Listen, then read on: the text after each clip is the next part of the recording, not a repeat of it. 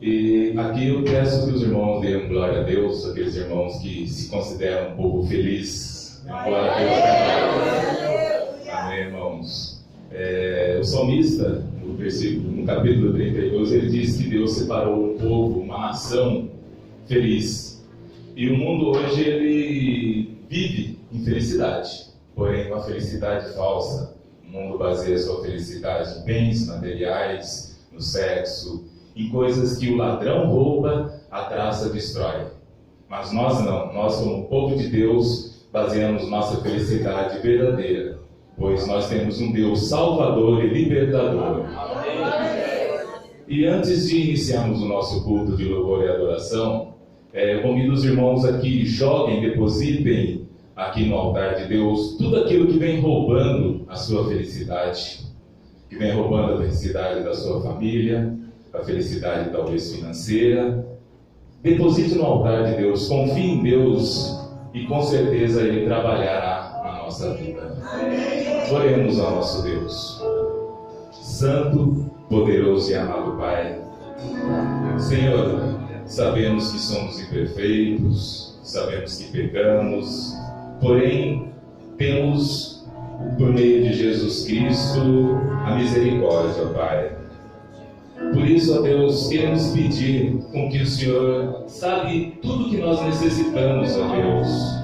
O Senhor sabe das nossas falhas, o Senhor conhece o nosso coração, as nossas necessidades.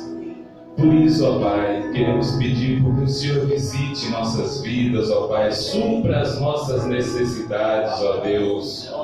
E principalmente nos cubra, derrama seu Santo Espírito, seu Espírito Santo sobre nossas vidas, nos transformando, nos deixando pessoas e cristãos de acordo com a Tua Palavra, Pai, que é o mais importante para a nossa vida, para a nossa felicidade, ó Deus. O mundo, ele vive uma situação turbulenta, mas nós não, como povo escolhido, como povo de Deus, nós somos privilegiados por meio do sacrifício de Jesus Cristo, ó Deus. Senhor, visita nossas famílias, ó Pai. Visita aqueles irmãos cujo o marido, cuja esposa ou os filhos talvez não estão mais na presença do Senhor, ó Pai. Pois sabemos que o diabo ele tem roubado a felicidade dos cristãos. E para isso ele ataca as famílias também, ó Deus. Senhor, nos dê força, nos dê preparação.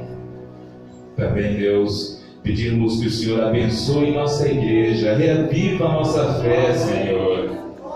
Abençoe nossos pastores, os levitas, todos aqueles que fazem parte do financeiro, de todos os cargos, todos os departamentos na nossa igreja, ó Pai. Abençoe a vida financeira da nossa igreja para que possamos construir o nosso templo, tudo para louvor do Teu santo nome, ó Deus.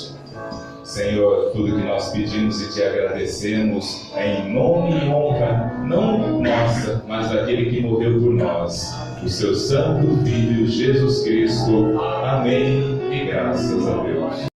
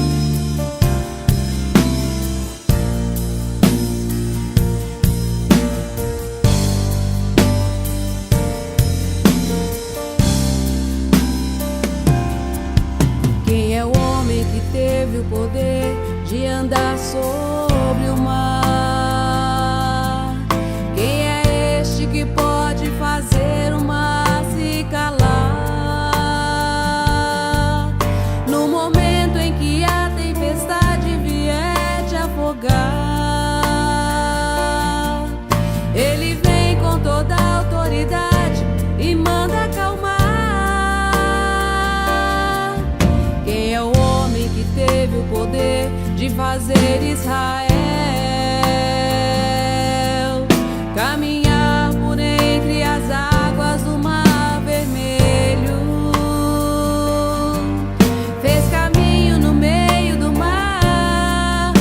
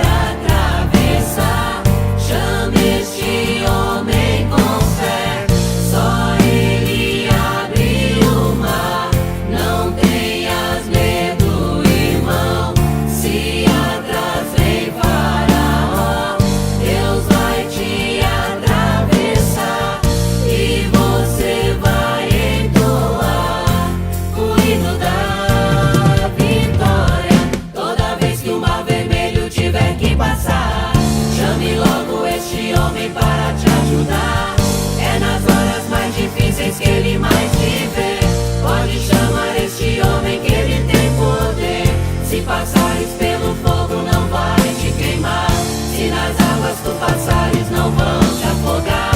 Faça como Israel que o mar atravessou. E no nome do Senhor o hino de vitória do outro lado cantou. Do outro lado cantou. Do outro lado cantou.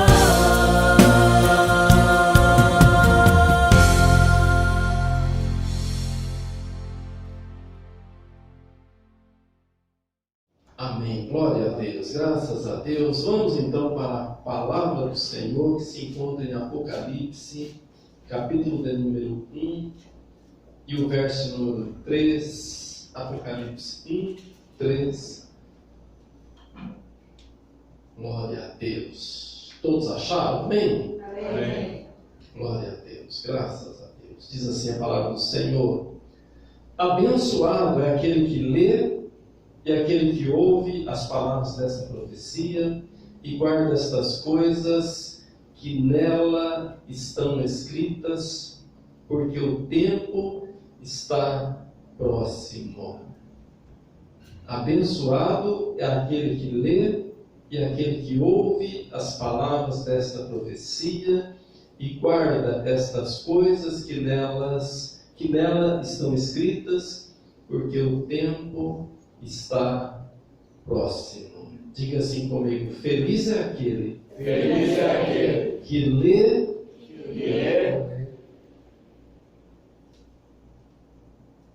que ouve e que guarda as coisas que estão escritas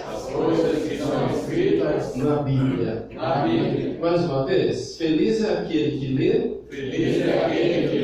aquele que ouve e aquele que guarda todas as coisas que são escritas na Bíblia. Amém. Glória a Deus. Pode se assentar. Nós estamos no dia da Bíblia, que é comemorado no segundo domingo de dezembro. E esse versículo que nós lemos diz que abençoado é aquele que lê, aquele que ouve e aquele que pratica as palavras que estão escritas nesta profecia. E nós podemos assim conjecturar, ligar, a Bíblia, a palavra de Deus, maravilhosa, a palavra de Deus, muito linda, muito poderosa, é a palavra de Deus. A Bíblia, ela é um livro como outro qualquer no seu aspecto material. É feita de papel, que se você colocar no fogo vai queimar, se você colocar na água vai molhar, se você deixar ela num lugar inóspito, ela vai deteriorar. Mas tem um detalhe importante: a mensagem contida nela, o conteúdo que está escrito nela, pode mudar a vida de uma pessoa, pode transformar o coração de uma pessoa. A palavra de Deus, ela foi escrita por homens, mas a Bíblia fala que ela foi inspirada por Deus. O que significa isso? Significa que pessoas em diferentes tempos e épocas, homens, mulheres, escreveram, mas usando as suas faculdades mentais, elas escreveram uma palavra que foi inspirada por Deus. Às vezes a pessoa pensa que quem escreveu a Bíblia entrou num transe, ficou buscando uma mensagem do além e aí escreveu. Não. Quem faz isso não é de Deus. Quem entra num transe, quem fecha os olhos e fala: agora o Espírito lá do outro mundo é que vai escrever usando a minha mão. Isso não é de Deus. Tem uma religião aí que faz isso, não é de Deus, não. A Bíblia foi inspirada. A pessoa no seu juízo perfeito, a pessoa no seu controle, ela escreveu aquilo que o Espírito Santo inspirou ela a escrever. Então essa palavra, ela não é uma palavra que ela muda com o tempo. Não, a palavra, ela continua a mesma. Essa palavra, ela não muda em uma região para uma outra região, não. Ela é atemporal, ela não é regional, ela vale para todos, em todos os lugares. Então, significa dizer que o que era verdade há 2.000 anos atrás, há 3.000 anos atrás, continua sendo verdade hoje e vai continuar sendo verdade amanhã. A palavra de Deus, ela não muda. O que é verdade para nós aqui no Brasil é verdade para quem está lá do outro lado do planeta. Quem está lá no Oriente, na Ásia, na América, enfim, onde a pessoa estiver, essa palavra, ela é a mesma. Por que você acha que em países que não há liberdade de religião, não há liberdade de fé, é proibida a leitura da palavra? Proibida. Não pode. Não pode ler essa palavra, não pode pregar essa palavra. Por que você acha que não pode? Porque essa palavra, ela é poderosa. Ela muda pensamentos, ela muda o coração, ela transforma o homem. Então, se você for hoje em países que não é permitido pregar a Cristo, evangelizar, falar do Evangelho, você não pode chegar lá em praça pública ou no rádio, na televisão, no meio de comunicação, abrir a Bíblia, ler e pregar a palavra. Não pode. É proibido. Proibido. Vai preso, é julgado, pode até ser morto.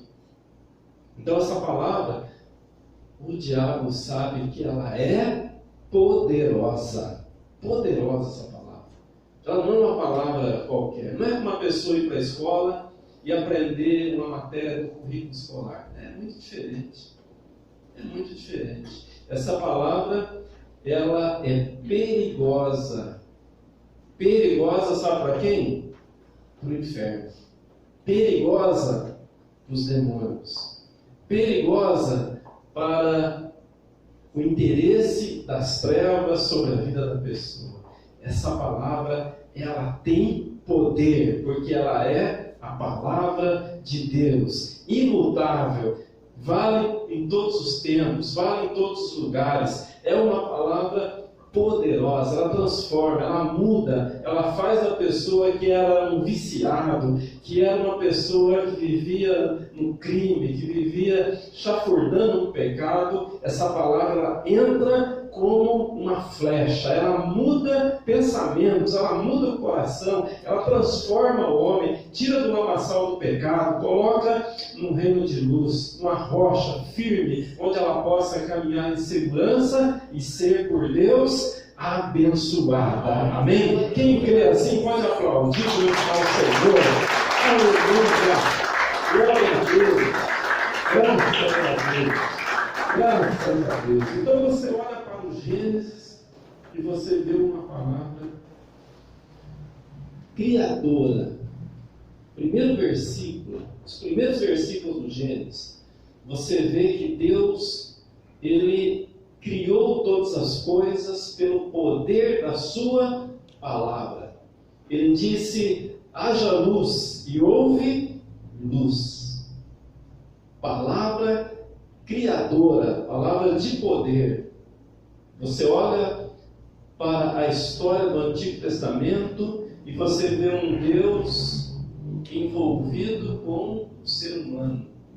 Você vê um Deus cuidando do seu povo.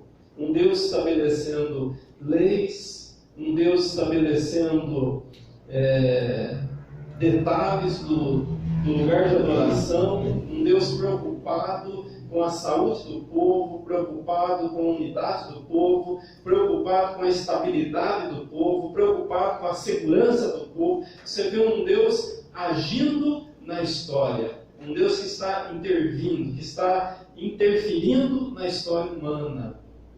Deus criou Adão e Eva e Ele podia deixar as coisas correrem do jeito que o ser humano decidisse.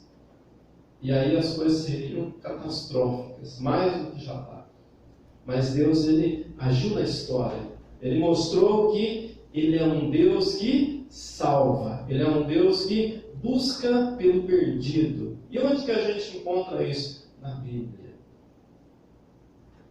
Jesus disse assim, olha, vão passar céu e terra, mas as minhas palavras não passarão. Vão passar céus e terra, mas a minha palavra não vai passar. Essa palavra, ela é eterna. Por que nós devemos então valorizar a Bíblia? Porque ela é a palavra de Deus. Por que nós devemos estudar a Bíblia? Porque ela é arma, ela é espada contra o inimigo. Sabia que às vezes a pessoa quer vencer o inimigo gritando com ele, fazendo uma oração forte e clamando e elevando a voz e sendo persuasivo. Isso daí, meu irmão, não adianta nada do diabo. Às vezes a pessoa quer vencer o diabo estudando. Olha, eu vou estudar teologia profundamente.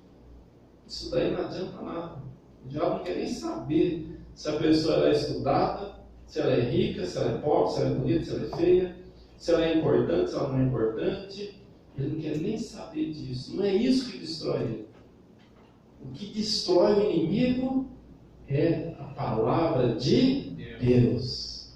É o que destrói o inimigo. Você olha a tentação de Jesus lá no deserto, como que ele venceu o diabo? Na palavra. Ele venceu o diabo na palavra. Ele não disse assim, olha com quem está falando, eu sou filho de Deus, eu desci do céu, eu sou o próprio Deus. Não. Ele disse, o diabo disse, olha, está com fome, transforma a pedra em pão. Você é poderoso para fazer isso. Jesus disse o que? Olha, nem só de pão vive o homem, mas de toda a palavra que procede da boca de Deus. O inimigo, interessante que ele usou a palavra. Você sabia que ele usa a palavra contra a nossa vida? Ele usa a palavra. Por isso que nós temos que conhecer bem a palavra. Por isso que o texto de Apocalipse que nós lemos, capítulo 1, verso 3, João ele fala assim, olha, abençoado, ou em outras traduções, feliz, bem-aventurado, é aquele que lê, aquele que ouve as palavras dessa profecia e guarda estas coisas que nelas estão escritas, porque o tempo está próximo. Então, nós olhamos para a Bíblia, e se a gente tiver a Bíblia lá como um amuleto, como algo para dar sorte, igual tem gente que deixa a Bíblia aberta lá no Salmo 91, vai espantar as más energias, vai espantar as coisas negativas. Não adianta nada se só deixar a Bíblia aberta no Salmo 91 ou qualquer outro texto. Não vai mudar nada. A Bíblia, se ela tiver exteriormente na nossa vida, ela não muda nada. Ela tem que estar no nosso coração. Ela tem que estar na nossa vida. Então, por isso que João, ele fala assim, olha, feliz é aquele que lê. Então, a primeira coisa, você tem que ler a palavra. Tem que ler a palavra. Mas muita gente lê e não compreende, não entende. Pastor, eu leio, mas não consigo entender nada disso aqui, parece grego. Então, a leitura da palavra, ela é algo que nós não podemos fazer sem uma oração, para que o Espírito Santo abra o nosso entendimento, abra os olhos do nosso coração e a gente possa compreender a palavra de Deus. A palavra de Deus, ela não é enigmática. Ela não é uma palavra, precisa estudar em Harvard, precisa estudar na melhor faculdade. Não. Uma pessoa iletrada, ela entende a palavra. Uma pessoa analfabeta, ela entende a palavra. Alguém lê para ela, ela entende a palavra. Essa palavra, ela é feita, ela é dirigida para nós, seres humanos. Ela não é uma palavra obscura, difícil de interpretar, não. Ela é uma palavra perfeitamente de bom entendimento. Você olha para o livro que nós estamos, Apocalipse, muita gente fala, Apocalipse é muito complicado. Tem pastor que nem prega o Apocalipse, nem faz estudo no Apocalipse, porque fala que não entende. Mas você sabia que a palavra Apocalipse significa revelação? Você olhar no primeiro versículo, aí, voltando um pouquinho, se está na página aí, capítulo 1, verso 1. O que está escrito aí? A revelação de Jesus Cristo que Deus lhe deu para mostrar aos seus servos coisas que em breve devem acontecer, e ele a declarou enviando-a por meio do seu anjo e a seu servo João. Então é revelação. É revelação. Só não entende quem não tem o Espírito Santo. Se você pedir para uma pessoa do mundo que não tem o Espírito Santo, uma pessoa que pode até ser estudada, a pessoa ela não vai saber te explicar a Bíblia. Mas às vezes você pode ver que uma das nossas crianças aqui, ela vai saber mais da Bíblia do que uma pessoa estudada aí fora. Porque aquele que tem o Espírito Santo, ele tem a revelação da palavra de Deus. Então você veja que Deus, ele revelou e ele disse assim, olha, eu estou usando o meu anjo para revelar e eu estou usando o meu servo João para escrever o que está sendo revelado. Então Deus tinha um propósito mesmo de revelar, de mostrar o que ia acontecer. Então você olha para o Apocalipse, você vê que são acontecimentos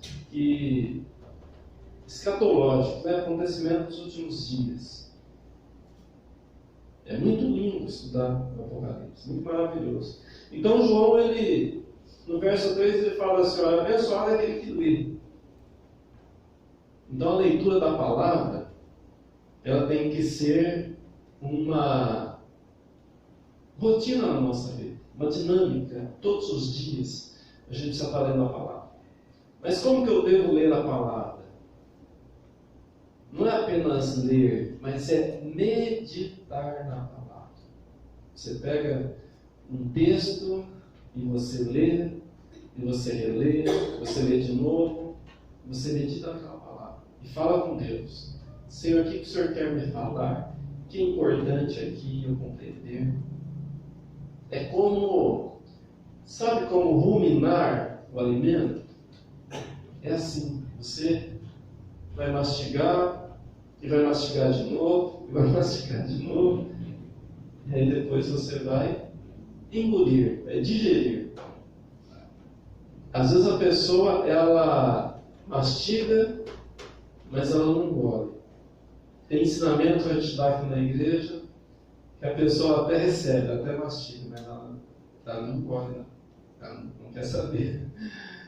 O profeta disse assim, olha, encontrei o teu livro, a tua palavra, na minha boca era doce como mel, mas quando eu engoli era amargo.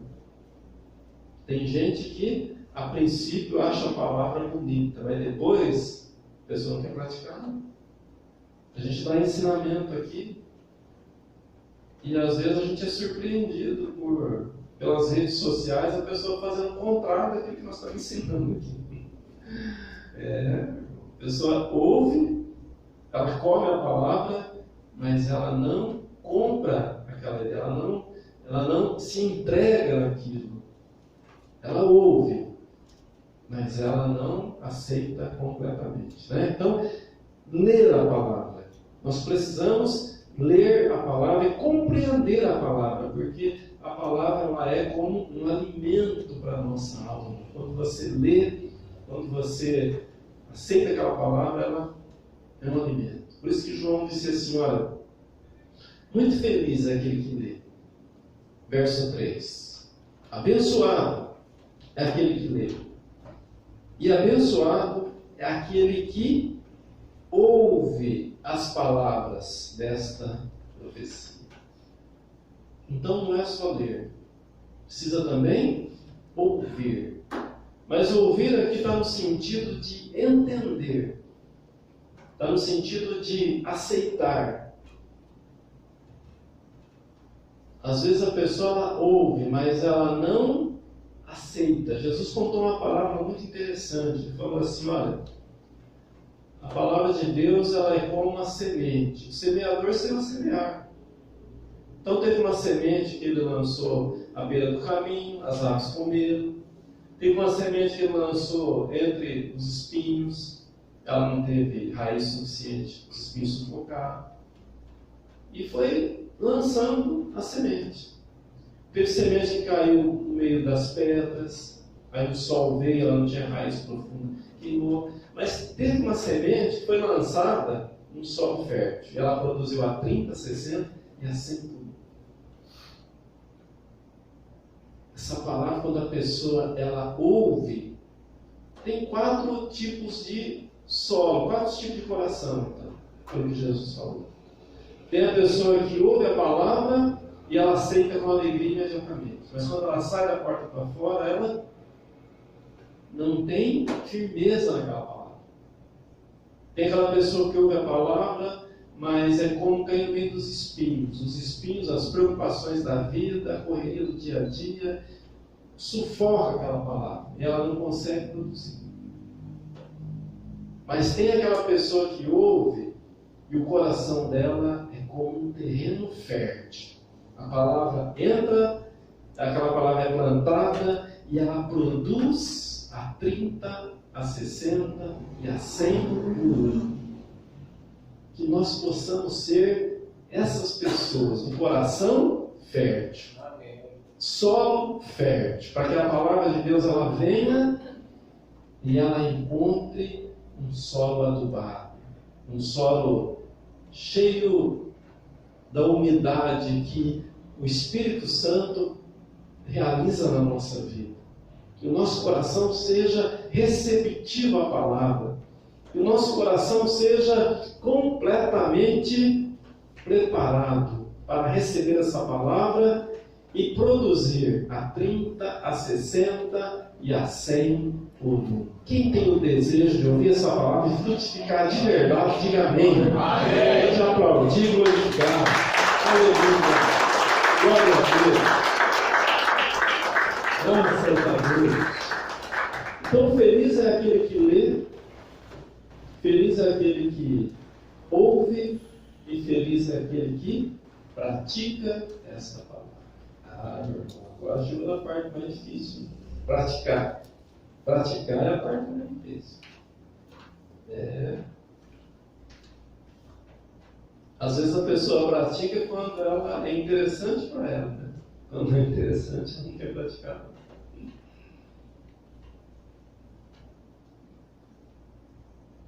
Jesus fez um sermão mais lindo, mais completo que ele poderia fazer, chamado Sermão da Montanha. Está lá em Mateus capítulo 5, 6 e 7. É um sermão maravilhoso, cheio de verdades, muito maravilhoso mesmo. E chegou no final do sermão, ele contou uma palavra. Ele disse assim: olha, todas essas palavras que eu ensinei aqui, eu vou comparar a 2 homens. Um que edificou a sua casa na areia e outro que edificou na rocha. Aquele que ouve essas minhas palavras e pratica essa palavra, eu vou comparar ele que edificou a casa na rocha. Agora, aquele que ouve e não pratica, eu vou comparar aquele que construiu na areia. Sopraram os ventos, deram um ímpeto contra aquela casa, e a que construiu na areia caiu, foi grande a sua ruína. E construiu na rocha, sopraram os ventos também, deram as tempestades, deu um ímpeto contra aquela casa, e ela permaneceu firme, porque ela estava construída na rocha. Se você ouve a palavra, você pratica, tua vida está na rocha.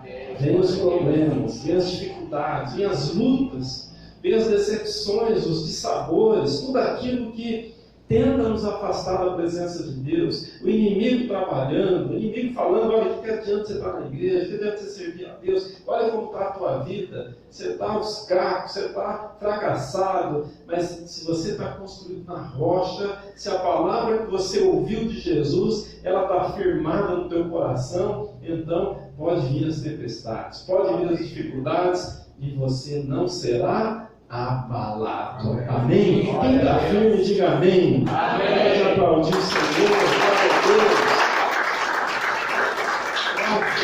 Deus. Eu separei aqui 3 áreas da nossa vida, no âmbito material e no âmbito espiritual, que eu acho as mais importantes. Eu sei que tem mais áreas da nossa vida que fazem parte da nossa vida. Mas 3 áreas da nossa vida, né, material, assim, que é mais importante: saúde, dinheiro e família. Essas são, o meu modo de ver, né? 3 áreas mais importantes. Se você tem saúde, mas não tem dinheiro, é difícil, não é verdade? Você tem saúde, mas você só vê as coisas e não pode desfrutar de nada, porque sem dinheiro você não consegue comprar nada, não é verdade? Se você tem dinheiro, mas não tem saúde, é ruim. É ruim. Você tem dinheiro, você pode comprar o que você quiser, mas você não pode desfrutar de nada, porque a pessoa que está doente, ela não tem prazer de nada na vida. Não tem prazer de nada. Se a pessoa tem saúde, ela tem dinheiro, mas a família está aos cacos, a família está... A pessoa não tem alegria. Ela chega em casa, não tem prazer nenhum, está em casa, mais vontade de estar na rua, sai do trabalho, nem vontade de vir para casa, porque não tem prazer nenhum. Então, essas 3 áreas, elas são importantes. E a Bíblia fala dessas áreas. Você acha que ela fala? Né? Abre lá em... Vamos começar aqui pela saúde. Provérbios 17, 22. Abre lá. Provérbios 17, 22. O que a Bíblia fala sobre a saúde? Tem muitos textos, tá? Mas por causa do tempo, eu separei só 3 aqui, né? De cada aspecto desse. Provérbios 17, 22 fala assim: um coração alegre é como um bom remédio, mas um espírito partido seca os ossos. O coração alegre é um bom remédio, mas o espírito abatido seca os ossos. Quem crê nessa palavra? Diga amém. Amém. Você leu a palavra, você ouviu a palavra, você creu nessa palavra, aceitou? E agora vem a parte mais difícil: praticar a palavra. Praticar é mais difícil. Você tem se esforçado para ser uma pessoa alegre? Você viu aqui, o grande sábio Salomão, ele fala: coração alegre é um bom remédio. Mas a gente tem visto hoje muitas enfermidades que poderiam ser evitadas, na verdade, porque muita ansiedade, muita preocupação, muita angústia, depressão, a pessoa vive atribulada com tantas coisas nesse mundo e às vezes esquece de manter um espírito alegre, um coração alegre. Esquece de cultivar essa alegria. A alegria não precisa de dinheiro. A alegria não precisa de grandes coisas. A alegria não depende das circunstâncias. Em raras exceções, depende das circunstâncias, mas na maioria das vezes não depende das circunstâncias. A gente pode ser alegre em todo o tempo. A gente pode ser alegre na dificuldade, a gente pode ser alegre enfrentando as durezas da vida. Nós temos que entender o seguinte: olha, a gente vai viver como uma pessoa emburrada, uma pessoa triste, uma pessoa ranzinza, reclamona, reclama de tudo e maldiz tudo. Enfermidade. Enfermidade. Resultado disso? Enfermidade. E qual é o resultado de um coração alegre? Saúde. A própria ciência já admite isso. A alegria resulta em saúde. A gente precisa ser alegre. Precisa ser alegre. Ah, pastor, mas não sabe o que eu estou passando em casa. Como que eu vou ser alegre? Você leu a palavra, você ouviu a palavra, agora pratique a palavra. Pratique a palavra. Você quer ter saúde? Pratique a palavra. Seja uma pessoa alegre. Sorria mais. Agradeça mais. Reconheça que Deus, Ele é maravilhoso na tua vida. Levanta de manhã, respira fundo, abre os braços assim e agradece a Deus. Senhor, obrigado por mais um dia. Que a Bíblia fala que as misericórdias do Senhor se renovam a cada manhã e elas são a causa de não sermos consumidos. Já pensou se a misericórdia do Senhor não se renovasse a cada manhã? A gente não resistiria. Mas elas se renovam. Então, seja uma pessoa alegre, porque um espírito triste, ele seca os ossos. Tristeza, a gente tem que entender isso. É fato isso. Alegria igual a saúde. Tristeza igual a doença. Não tem outro caminho, é isso aí. Seja alegre. Aproveita, vira para quem está do teu lado, dá um sorriso colgate para ele. Dá um sorriso colgate para ele. E diga para ele assim: meu irmão, seja alegre. Seja alegre. Amém. Vamos aplaudir o Senhor. Glória a Deus. Glória a Deus. Vamos lá para Tiago, capítulo 5, e o verso 14 e 15. Tiago, capítulo 5, e o verso 14 e o 15.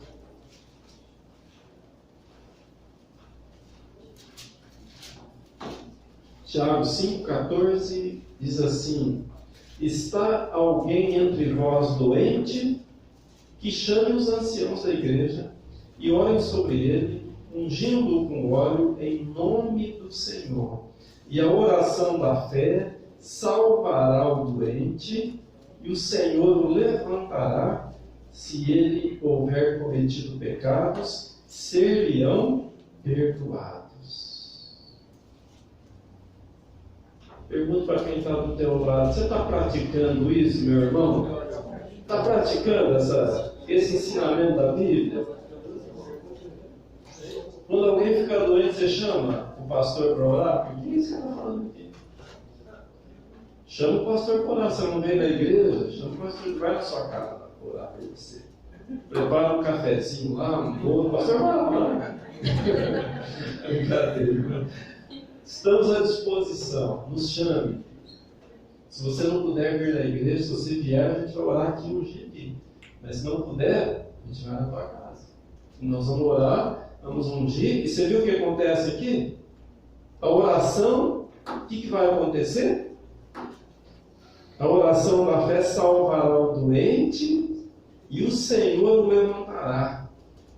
E se ele houver cometido pecados, ainda ser-lhe-ão perdoados. E tem um bônus ainda, olha. Além de cura, vai perdoar o pecado ainda. Olha, cura o doente, levanta ele e ainda os pecados são perdoados. Olha, que maravilha! Que maravilha! Então, olha, nós estamos lendo a palavra, nós estamos ouvindo a palavra, entendendo a palavra, e nós estamos praticando a palavra. Essa é a questão mais difícil, que é praticar a palavra. É mais fácil a gente ir no pronto-socorro, né? A gente pensa assim. Ah, tem uma doença em casa. Não pode socorro. Ah, tem uma dor de cabeça, vou tomar uma analgésica. Ah, tem um problema aqui no estômago, eu vou tomar um remedinho. Mas o que a Bíblia está falando aqui? Tem cura para quem tem fé. Tem cura. Não é proibido no médico, não. Mas a gente tem que evitar o máximo. Eu evito o máximo de ir no médico, de hospital. Eu evito. Tem gente que gosta de um hospital, não é verdade? Gosta de ir para o médico, fazer exame, e mostra aquela bateria de exames. Olha, eu fiz agora 20 exames, 10 exames, e mostra. E vai de novo. No mês seguinte, repete todos os exames de novo. Ah, o médico pediu para repetir, porque essa aqui lá não estava certo. Para confirmar. Repete tudo de novo. Meu irmão, e esse versículo aqui? Tem alguém entre vós doente? Procure o pronto-socorro. Tem alguém entre vós doente? Procure tomar uma química lá para dar uma disfarçada na doença. Não. Tem alguém entre vós doente? Chame os presbíteros. Chame o pastor. Chame o obreiro. Chame alguém da igreja para orar. E a oração da fé cura o doente. Cura o doente. Nós precisamos crer. Nós vivemos num mundo hoje que está muito fácil tomar remédio. Você já deu uma reparada aí andando pela cidade? Quantas farmácias tem em Bauru? Meu irmão, tem remédio para tudo. Tem esquina que tem 4 farmácias. Uma numa esquina, outra na outra, outra na outra. Não. Tem farmácia aqui que não acaba mais. Todas bonitas, hein? Bem abastecidas. E às vezes você vai lá na farmácia e tem que pegar uma senha para esperar ser chamado. Tem remédio para tudo. Doeu a unha, tem um remédio. Doeu a cabeça, tem um remédio. Doeu o estômago, tem remédio. Isso tem remédio, aquilo tem remédio. Mas e essa palavra aqui? Então, entre vós doentes, chame o presbítero, chame o pastor para orar. O que a gente faz com essa palavra aqui? Quem está disposto a praticar essa palavra, diga amém. Amém. Meu irmão, a partir de hoje, faz esse propósito com você. Primeiro você busca Deus. Primeiro você ora. Você busca curar pela fé. Eu faço isso. Busca pela fé. Ah, pastor, minha fé não alcançou. Não consegui, não. Então, usa a medicina, usa a ciência. Não é pecado. Mas como é bom quando a gente é curado pela oração. Não tem contraindicação. Você já leu a bula dos remédios? Qual é a contraindicação? Se lê a bula, você não toma remédio. Tem muita contraindicação. Muitos efeitos colaterais, tá? Nos medicamentos. Porque, na verdade, é um veneno. A única coisa é que a dosagem está na medida certa para a gente se curar. Se errar a dosagem, né, o irmão estava falando ontem, né? Ontem, não sei, sobre alguém que foi para o médico, foi tomar anestesia, o médico errou a dosagem e matou a pessoa. Era Covid, né? A pessoa errou a dosagem, matou. É um remédio de veneno, é a dosagem certa. Errou a dosagem, vai logo. Né? Mas como é bom quando a gente usa a fé. Quando a gente usa aquilo que a palavra de Deus está ensinando. Olha, seja uma pessoa alegre, você vai evitar muitas doenças. Mas ficou doente? Chame alguém para orar. Chame o presbítero para orar. Chame o pastor para orar. Vai ungir com óleo. E a tua enfermidade, ela vai o espaço, ela vai embora. Em nome de Jesus. Quem crê nisso, diga amém. Amém. Pode aplaudir o Senhor. Glória a Deus, glória a Deus. Vamos lá para Isaías, capítulo número 53. Isaías 53, 4 e 5.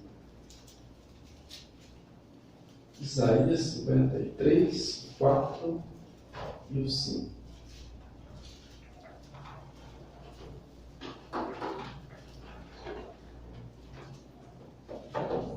Aqui o texto, o profeta Isaías está se referindo a Jesus Cristo, tá?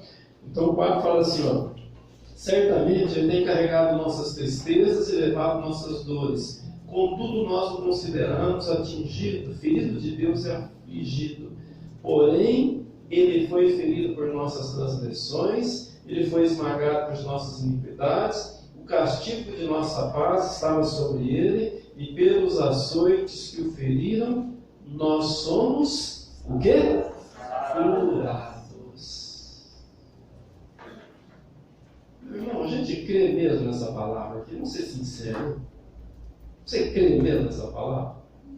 Que Jesus, Ele foi lá crucificado, Ele foi açoitado, Ele foi castigado, Ele foi moído pelas nossas transgressões, e pelas suas pisaduras nós fomos curados. Tem crente que pensa que isso aqui é espiritual. Não é para o corpo físico. Como que é espiritual? Nós somos curados. O apóstolo Pedro repete isso lá na carta dele do Novo Testamento. É cura física, é cura emocional, é cura para a nossa vida mesmo.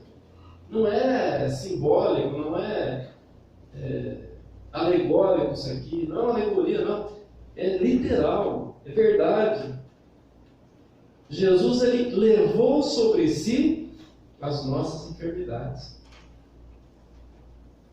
Nós lemos, nós ouvimos e nós praticamos isso. Parte difícil, né? Pastor, mas tem muito crente doente, hein? É verdade. Mas a Bíblia continua dizendo: nós fomos curados por Jesus. Mas tem crente depressivo, hein? Mas a Bíblia continua dizendo: nós somos curados pelas suas pisaduras. Nós somos curados. Pastor, tem crente que, olha, vive a base de remédio. Remédio para dormir, remédio para acordar, remédio para comer, remédio para trabalhar. Mas a Bíblia continua dizendo: nós fomos, pelas suas pisaduras, nós fomos curados. Amém. A minha tradução, ela diz assim: contudo, nós o consideramos atingido, ferido de Deus e aflito. Mas o verso 5 fala assim: porém, Ele foi ferido por nossas transgressões, Ele foi esmagado por nossas iniquidades. O castigo de nossa paz estava sobre Ele, e pelos açoites que o feriram, nós somos curados. Você acha que Jesus foi muito açoitado ou pouco açoitado? Muito açoitado. Pelos seus açoites nós somos curados. Não foi uma chicotadinha, não. Foi açoite, e muito açoite mesmo. Pelos seus açoites nós fomos curados. Isso daqui é difícil de praticar. É difícil de crer. Quando a enfermidade bate, a gente nem lembra dessa palavra. Mas nós devemos praticar isso aqui. Nós devemos crer que nós temos saúde, nós somos curados, porque Jesus pagou um alto preço. Lá na cruz, Ele foi crucificado, Ele foi moído pelas nossas transgressões. O castigo que antes estava sobre a nossa vida, agora Ele levou sobre si. Ele carregou sobre si todas as nossas maldições, e pelas suas pisaduras nós fomos curados. Fomos curados. Nós fomos curados. Isaías não estava usando uma alegoria aqui, ele não estava fazendo uma comparação, não. Ele estava falando a realidade. Ele estava dizendo a realidade. Pastor, mas a enfermidade existe. Meu irmão, as coisas, elas existem. Tanto o bem quanto o mal. As coisas estão aí. Nós vamos desfrutar aquilo que a gente receber pela fé. O inferno e o céu também existem ou não existem? Tem gente que vai para o inferno? Tem. E tem gente que vai para o céu? Tem. O que é que muda? A fé que está no coração. Tem gente que vive com saúde? Tem. Tem gente que vive só doente? Tem. Mas, tirando algumas exceções aí, a maioria é por falta de fé. Use a fé, creia que Deus, Ele te dá saúde, que Ele cura, que Ele restaura, que Ele liberta, que Ele é poderoso para agir acima das leis naturais da vida. Ele é o Deus de todo poder. Ele é o Senhor que sara. Quem crê nisso, diga amém. Amém. Pode aplaudir quando está o Senhor. Amém. Glória a Deus. Graças a Deus, graças a Deus, graças a Deus. Dinheiro, vamos falar de dinheiro agora. Deuteronômio, capítulo de número 8. 3 áreas importantes na nossa vida: saúde, dinheiro e família. A saúde, você viu que Deus, Ele nos dá. Ele cura, Ele liberta. E o dinheiro, Deuteronômio, capítulo de número 8. E o verso de número 17 e o 18. Deuteronômio 8, nós vamos ler o 17 e o 18. Tem muitos textos, meu irmão, sobre esses assuntos aqui. Saúde, dinheiro e família. Mas eu estou separando aqui alguns por causa do tempo, né? Não é permitido a gente usar todos os textos. Deuteronômio 8, 17 e 18 diz assim, ó.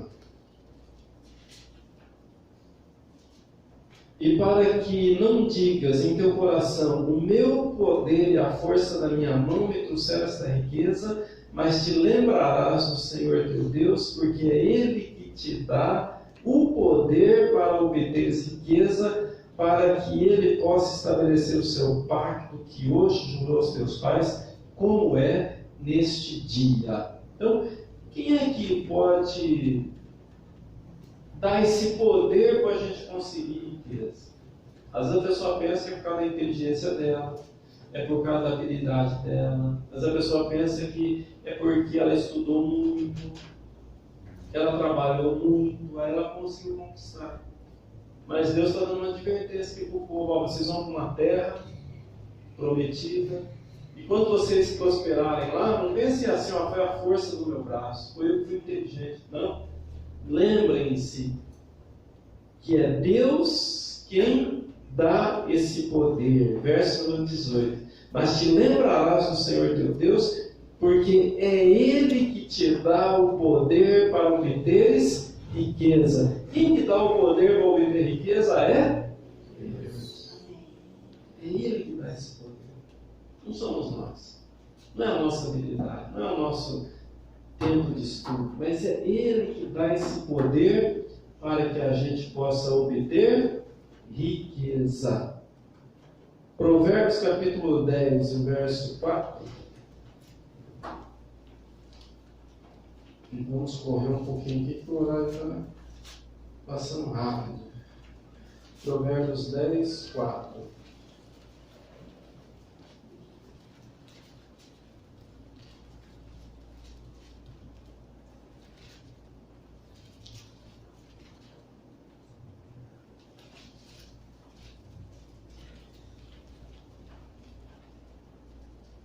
Diz assim, ó, Provérbios 10, 4. Torna-se pobre aquele que lida com a mão preguiçosa, mas a mão do diligente enriquece. Torna-se pobre aquele que é preguiçoso. Se trabalhar, tem retorno. Fala para quem está do teu lado, irmão, se trabalhar, tem retorno. Tem retorno. Deus, ele dá riqueza. Mas a mão do preguiçoso empobrece. Ah, pastor, eu quero trabalhar, mas eu não tenho trabalho. João falou assim, ó, feliz é aquele que lê, ouve e pratica a palavra. Então nós precisamos praticar a palavra. O que é praticar a palavra? É você crer que a riqueza, a prosperidade, ela vem de Deus para a tua vida. Tem que crer nisso. Não é verdade? Tem que crer nisso. Tem que crer que tudo que você for fazer, tem que fazer bem feito. Ah, eu vou fazer coxinha para vender. Tem que fazer a melhor coxinha, não é verdade? É isso aí. Ah, eu vou fazer limpeza. Vou varrer. Eu vou limpar, eu vou passar pano, eu vou trabalhar de diarista, fazer o melhor trabalho. É isso que o Provérbios está dizendo aqui. Não fazer com preguiça, mas fazer o melhor, como que fazendo para Deus. Fazer o melhor. Fazer o melhor. É isso que é praticar a palavra. E terceiro e último aqui, Jeremias 29, 11.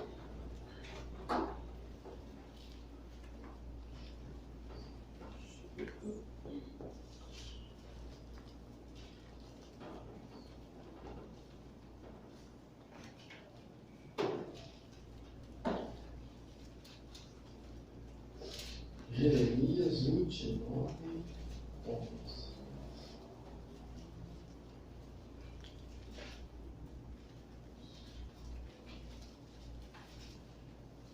Diz assim a palavra do Senhor.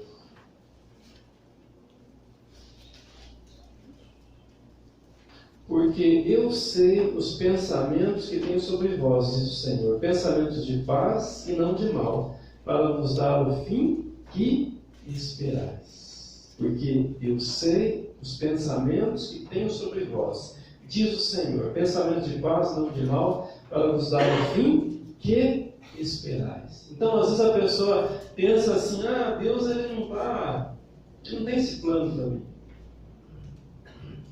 Eu estou assim porque é vontade de Deus. Não. A vontade de Deus é de dar o melhor, de dar o fim que esperais. Então, o que a gente está esperando? O que você espera? Eu espero viver desempregado o resto da vida. Então, é isso aí que Deus vai te dar. Eu espero prosperar, trabalhar, fazer isso, ter atividade. Deus tem esse pensamento de abençoar, de dar o melhor naquilo que você está esperando, naquilo que você está sonhando, naquilo que você está aguardando, naquilo que você está lutando. É isso que Deus quer dar para você, o melhor. Na verdade, é o plano de Deus para as nossas vidas.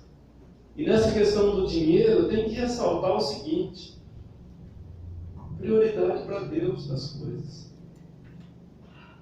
Aquele que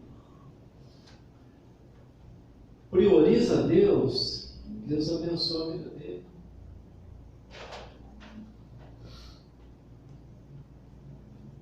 É muito importante a gente compreender isso.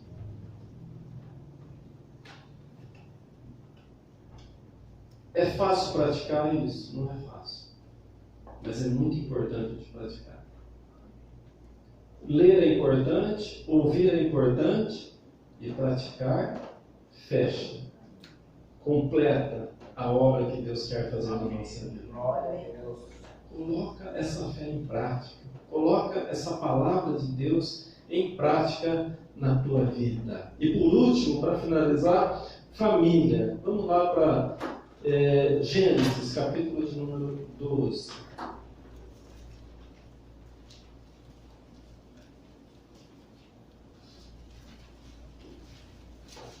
Gênesis capítulo 12 e o verso de número 3.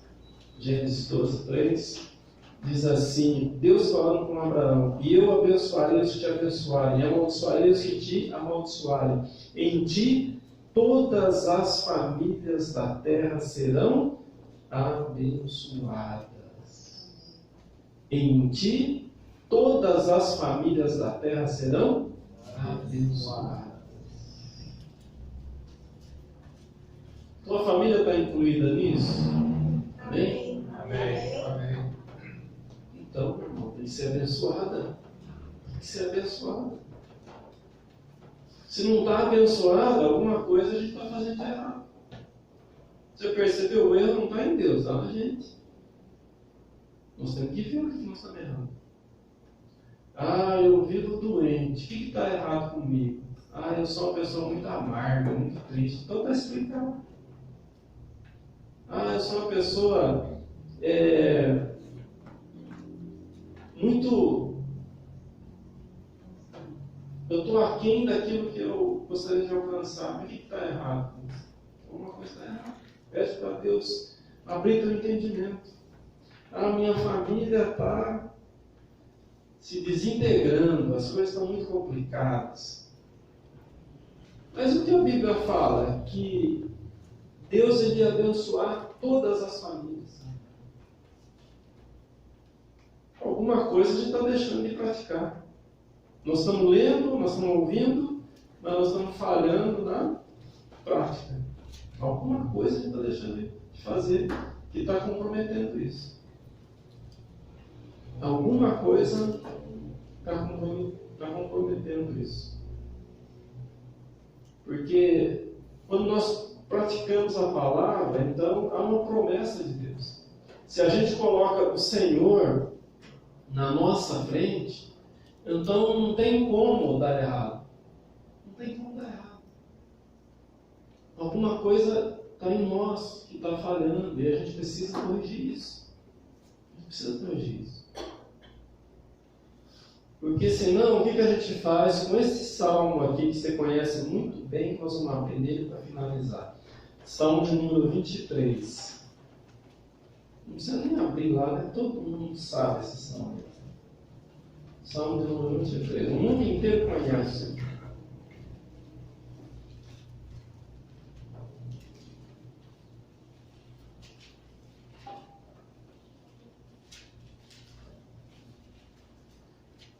Salmo de Davi, Salmo 23. O Senhor é o meu pastor, nada me falta. A minha tradução está no presente, nada me falta. O Senhor é o meu pastor, nada me falta. Diga assim: o Senhor é o meu pastor, de nada me falta. Diga assim: o Senhor é o meu pastor, e nada me faltará. Diga assim: o Senhor é o meu pastor, e nada me falta. Está faltando alguma coisa para você? Pergunta para quem está do seu lado aí. Está faltando alguma coisa?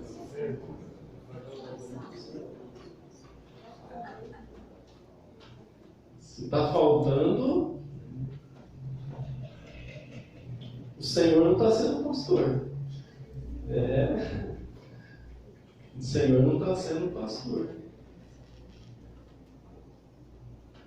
Porque a palavra é feliz aquele que lê.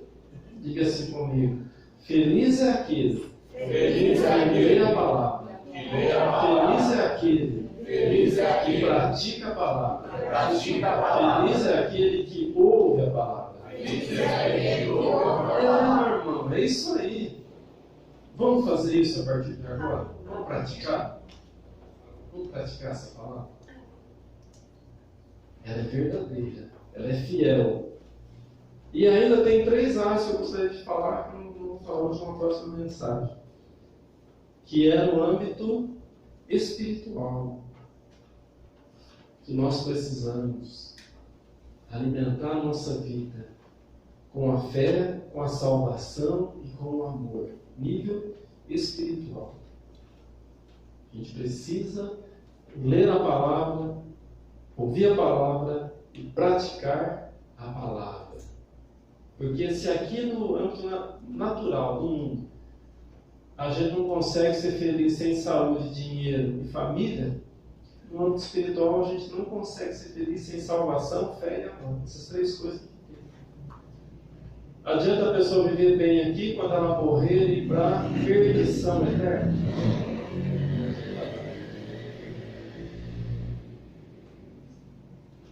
Meu irmão, a igreja precisa orar. Nós precisamos usar a fé que Deus colocou no nosso coração. Quem está disposto, diga amém. Amém. Vamos colocar em pé. E eu quero que você agora feche os teus olhos e medite nessa palavra, mas não no sentido apenas de sentido teórico, não. Não apenas no sentido de conhecimento, não, mas no sentido de prática mesmo. Que você possa falar com Deus agora e dizer: Senhor, eu quero viver isso. Isso é real. Tua palavra está dizendo que isso é verdadeiro. Eu quero viver essa realidade na minha vida. Fala com Deus agora. Enquanto o louvor vai entoar esse cântico, você vai poder orar, você vai poder clamar, você vai poder agradecer, você vai poder buscar de Deus aí o que você precisa para viver estas bênçãos da palavra do Senhor. Amém.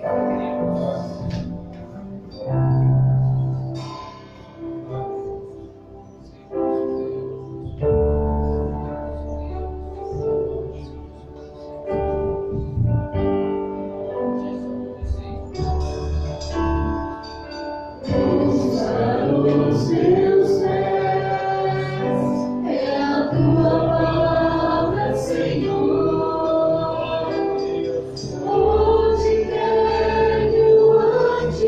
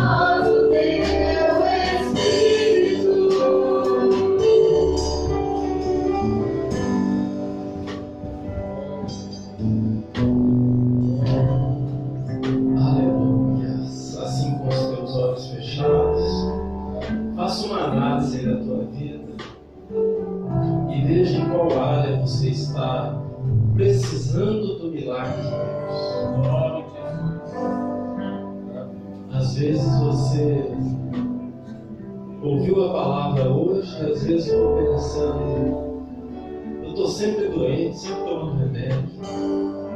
Mas a palavra do Senhor diz que eu posso viver com saúde. Então fala isso com Deus e peça para o Senhor te dar saúde.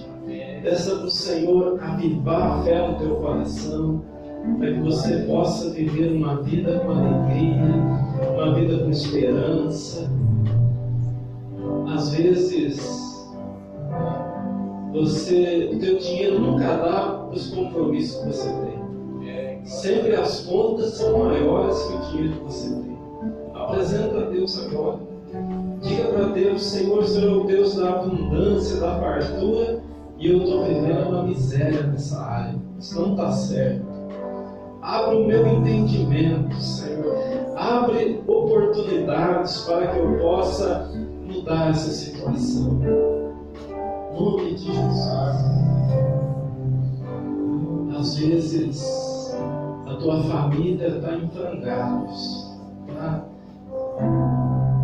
Problemas de relacionamentos, casamento de aparelhos.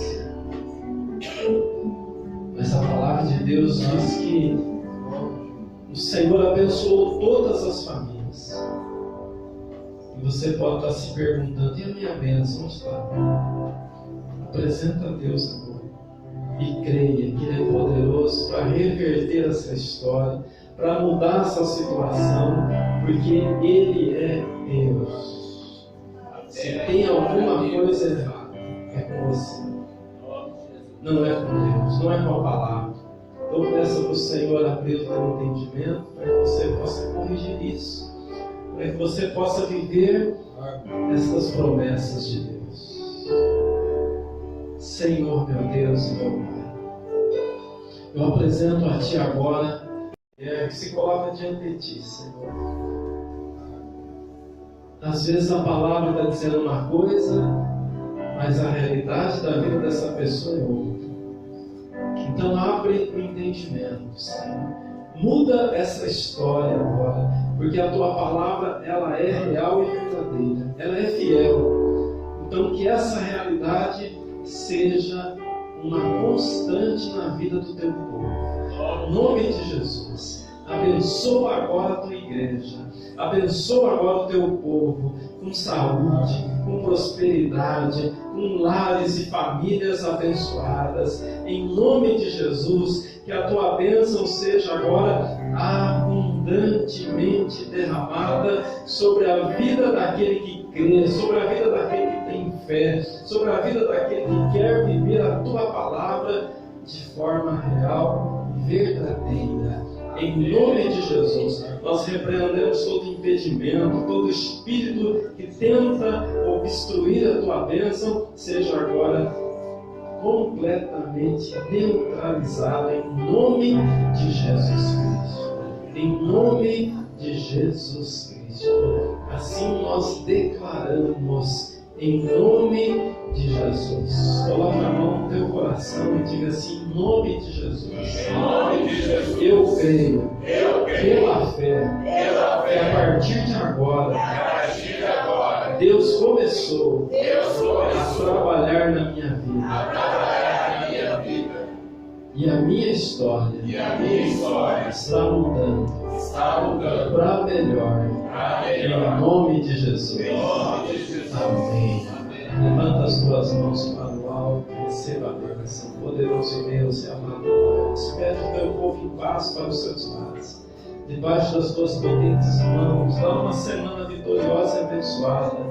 Que a graça do nosso Senhor e Salvador Jesus Cristo, grande e eterno amor de Deus, o Pai, as doces e meias consolações do teu Espírito, estejam sobre toda a tua igreja. E todos os que creem e recebem, digam comigo amém. Amém. Pode aplaudir, glorificar.